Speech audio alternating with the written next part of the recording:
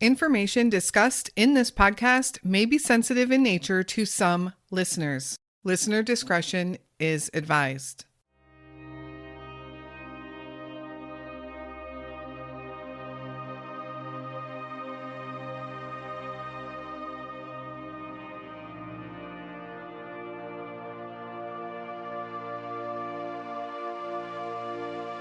Caitlyn Rose Case was enjoying her new job at the Lodge Casino in Black Hawk, Colorado. She was working in the engineering department, and so far, she really liked it there. Caitlyn was from Houma, Louisiana originally, and in July of 2022, she decided to fly home to Houma to purchase a car. Her plan was to then drive it back to Black Hawk, Colorado, after spending a few days with her family. She left her family in Houma and started the drive to Colorado. Somewhere in Texas, Caitlyn started struggling with the GPS in her vehicle, and she called her dad for help. She was lost, she was confused, and she couldn't seem to get back on the right roads. Her dad was trying to help her manually figure out where she was and direct her back to where she needed to be.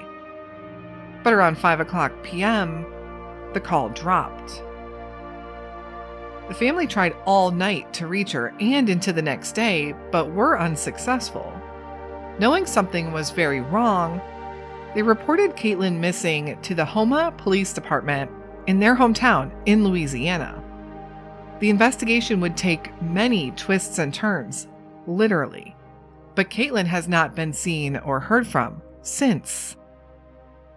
Where is Caitlyn Rose Case?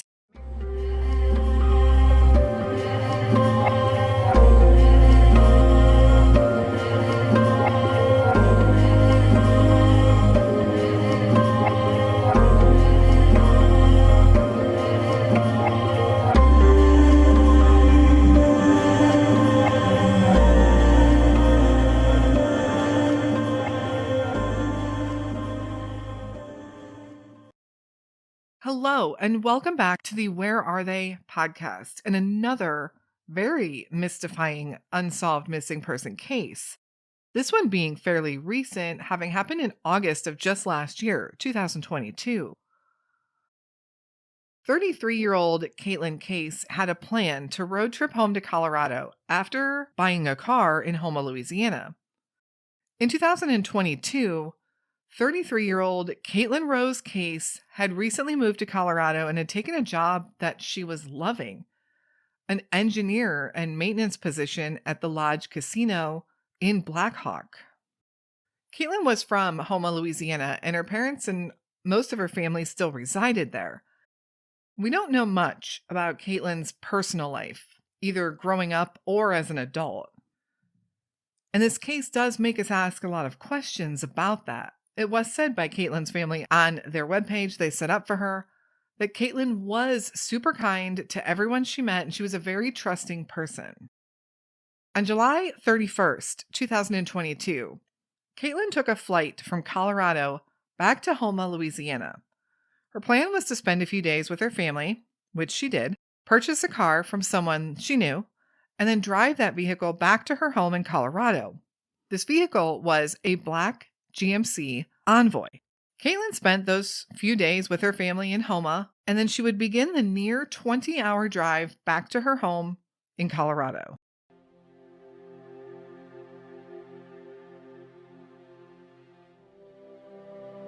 The disappearance. Caitlyn was ready for the journey in her new GMC Envoy, her new to her Envoy. She said goodbye to her family in Houma, and she hit the road on August 4th. Caitlyn stayed in touch with her family regularly throughout the whole first day of the trip. On August 5th, the next day, Caitlyn called her dad later in the afternoon because she was lost. Her GPS navigation in the car wasn't working right, and for some reason, Caitlyn had found herself lost and confused. Her dad stayed on the phone with her and tried to help her figure out where she was and manually try to help get her back on track to where she should be. He wasn't exactly sure where she was himself, and he was going to stay on the phone with her and try to help her. at least until she could get back on the interstate, and he was confident that his daughter was okay. But around 5 o'clock p.m., that call dropped. Now, initially, he wasn't too alarmed. I mean, we've all had dropped phone calls. So Caitlyn's dad just kept trying to call her back with no luck and hoping that Caitlyn would call him back soon. But pretty soon, the whole family was trying to call Caitlyn. The news service was likely spotty, especially if she had ended up off the beaten path, but they'd still hoped that at some point they'd reach her or she would call them back. Of course, worry grew as time went on. After all, she had been lost the last time they spoke to her, and they wanted to make sure she was back on track and that she was okay. Throughout the night, they tried to call Caitlyn, but she never answered. The next day, August 6th, with still no word from Caitlyn, her father called the local police department in Houma to report his daughter missing.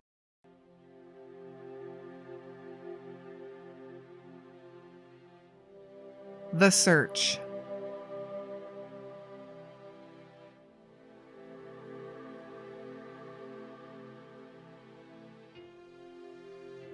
Houma entered Caitlyn's information into the NCIC database and immediately put a license plate reader alert out in 9 surrounding states. But it was going to take some time. Their first clue wouldn't come in until the next day, August 7th, now 2 days since Caitlyn's father had spoken to her. Her cell phone had pinged around Hugo, Oklahoma. At that time, Houma alerted the Oklahoma authorities and they conducted a search of that area where her cell phone had pinged.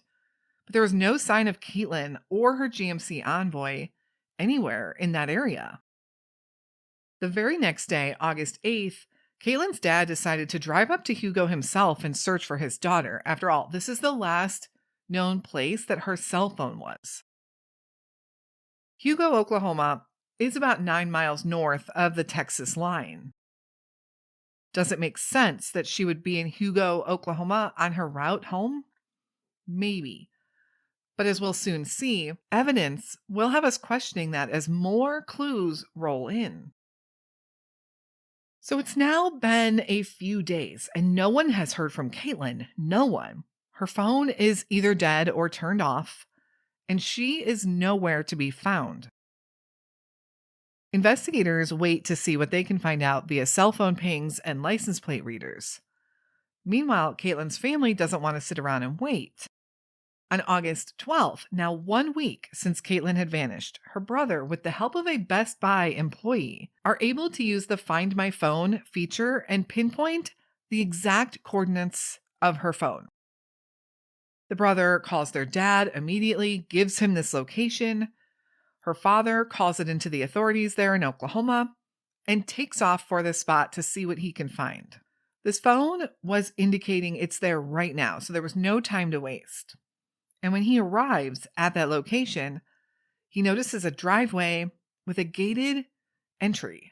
And the police arrive, and together they access the property. As they go back onto the property, they will find something that stops them in their tracks.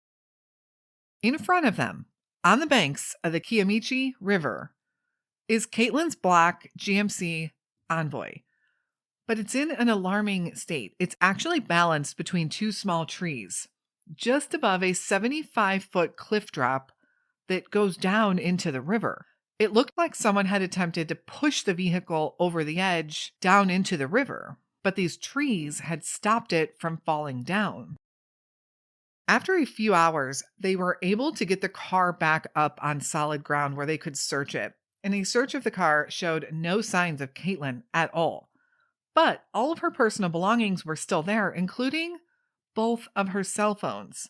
Now, Caitlyn had a personal cell phone, and she carried one for work purposes. There were no signs of anything else. There were no signs of a struggle. There were no signs of foul play.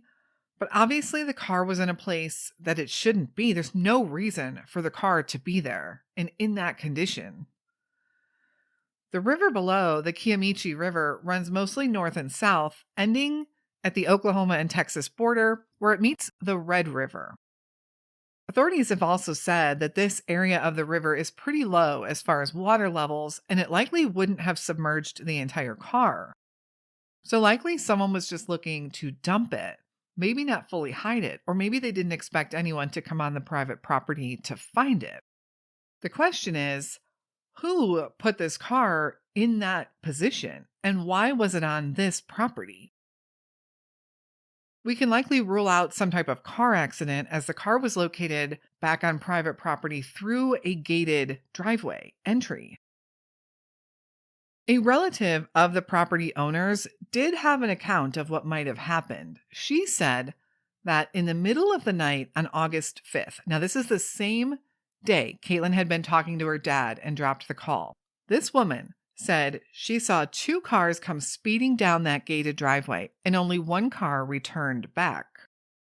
No other details about that have been released. It's not known what she thought was happening exactly. What did she think happened to that second car? And she didn't get a good look at either vehicle at that time. And now, much to the family's dismay, the Oklahoma Bureau of Investigation did not secure that area as a crime scene. The very next day, August 13th, the day after her car was found, the case was turned over to the Oklahoma Bureau of Investigation since her car was found in Oklahoma. This day also brought out a nonprofit search and rescue group with search dogs to comb through that entire area. And this was organized not by law enforcement, but instead by Caitlyn's family.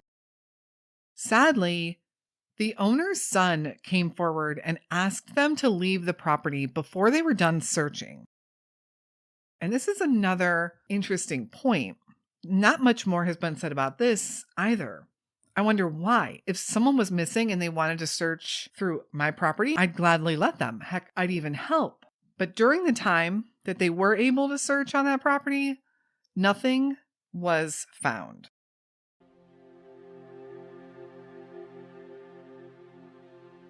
Caitlyn's route. Generally, I like to look at the area where someone disappeared from, or where they were last known to be. But we don't really know much as far as where that might have been. Authorities were able to trace her route quite a bit by using cell phone data, Wi-Fi data, license plate readers, 911 calls, and even credit card usage. But the whole thing is a bit confusing and doesn't really make a whole lot of sense. Meaning the route that she was taking doesn't make sense. I did spend quite a bit of time looking at the route that she had taken. And then I read through a couple of different online forums from people discussing the routes in the areas. It's still confusing, but I'll do my best to walk you through it.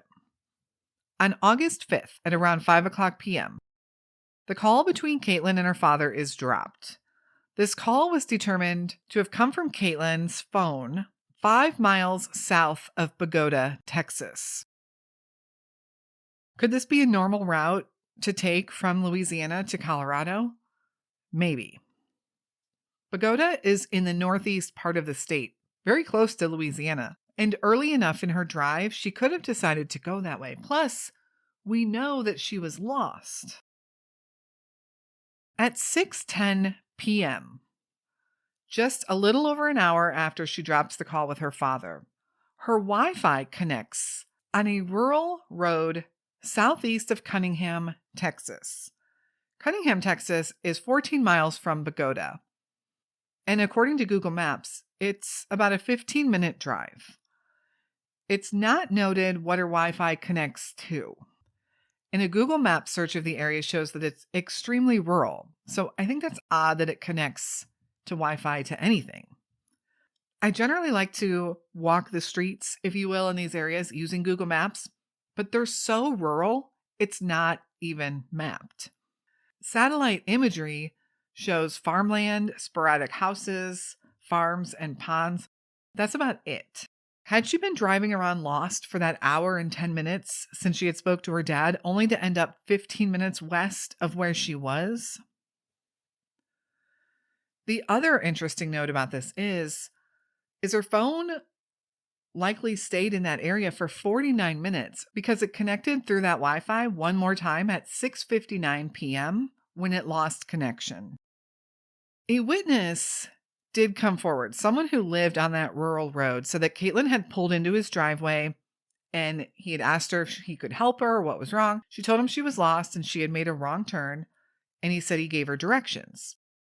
Around 7:00 p.m., her phone pings, this time near Pattonville, Texas. Pattonville is north of Cunningham and just south of Paris, Texas. At 9:17 p.m., a license plate reader captures her car leaving Paris, Texas. What's strange is Hugo, Oklahoma is a straight shot north from Paris. Yet her car was seen heading west, away from Hugo. But her car would end up in Hugo 2.5 hours later. Also, her phone pinged just south of Paris around 7 p.m., and a license plate reader catches the vehicle leaving Paris at 9:17 p.m. What was she doing in that area for 2 hours?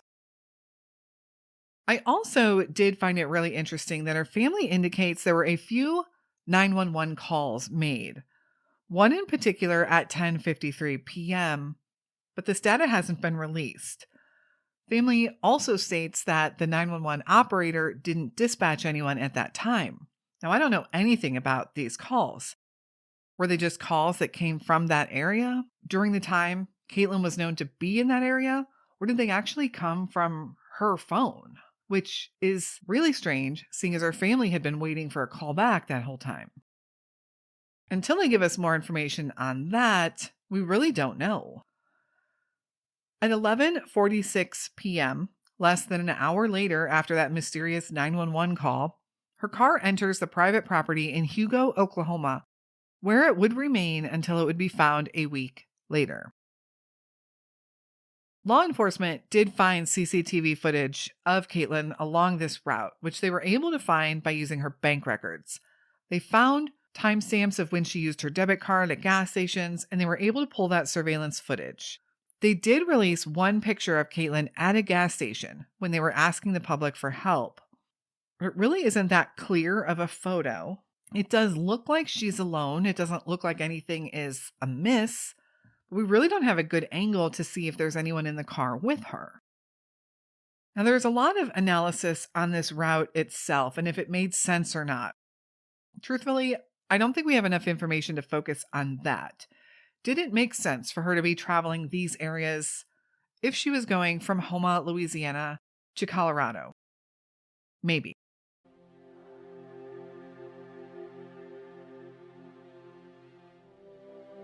The questions.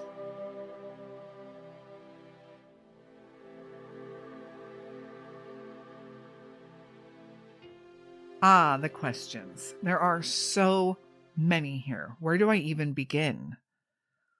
I guess, first of all, I wonder about any other phone activity. I know she lost service.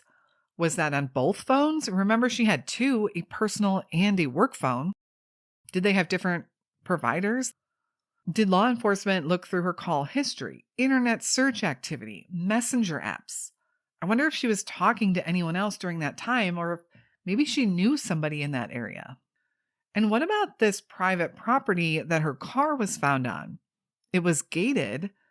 How did the car get back there? Was the gate unlocked and just needed to be opened? Or did someone need to unlock the gate? Also, why wouldn't they allow this nonprofit organization to search their property? Have they been questioned? I'm hoping they have, and we just aren't privy to those details. And it is interesting. With as many alarming and weird details on her disappearance, that the media hasn't picked up and ran with this story. There are so many possible answers that it's difficult to formulate any one theory here. What do you think happened to Caitlyn Rose Case?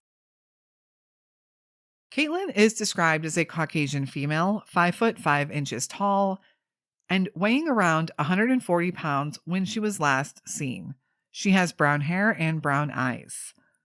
Caitlyn was 33 years old on August 5th, 2022, and would today be 34. Caitlyn has a noticeable mole above her upper lip on the right side. She was wearing a black spaghetti strap top, blue jeans, and red tennis shoes when she was last seen. Caitlyn has 3 tattoos, a dragonfly on her left foot, a dragon on her rib cage, and a triangle on her back between the shoulder blades. Anyone with any information is asked to contact OSBI, the Oklahoma State Bureau of Investigation, at 580-298-5525, or the family, who you can reach directly by going to their website at findcaitlyn.com. Thank you all so much for listening to Caitlyn's story today. A reminder to give us a follow on the socials where we can share updates and chat about these cases. All of our links will be in the notes, and you can always search for the Where Are They podcast. If you're interested in bonus episodes over on Patreon, you can find that link in the notes as well. Our detective group starts at $3 a month and helps us make donations to charities and these family GoFundMes, like Caitlyn's. Plus, you can get some bonus content over there as well. Thank you all again so much for listening to Caitlyn's story today. This is one I'm going to be keeping a very close eye on, especially considering how it is more of a recent case compared to the ones we typically cover. We will be back again very soon with another unsolved missing persons case. And until then, stay safe and hug your loved ones.